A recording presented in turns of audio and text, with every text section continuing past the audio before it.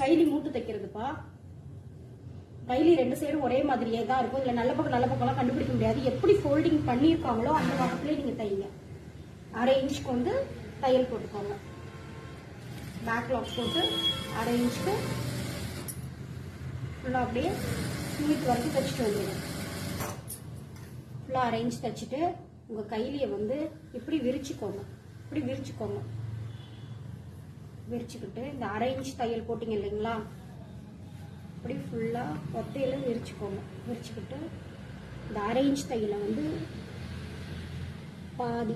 பாதி மடித்து அப்புறம் பாதி மடிக்கணும். இப்படி இருக்குது இல்லைங்களா, இதை பாதி மடித்து அப்புறம் ஒரு பாதி மடிக்கணும். புரியுதுங்களா? இங்கே பாருங்கள், அந்த 1/2 இன்ச் தையலை பாதி மடிச்சுக்கோங்க. பாதி மடித்து அப்புறம் ஒரு பாதி அப்படியே வச்சு லாக் ஸ்டிச் போட்டு அப்படியே தைச்சிட்டு வர வேண்டியதுதான்.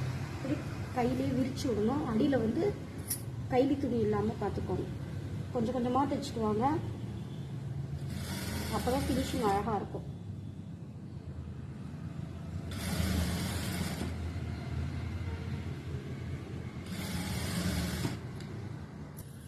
ஃபுல்லாக தைச்சதுக்கப்புறம் இப்படி இருக்கும்ப்பா.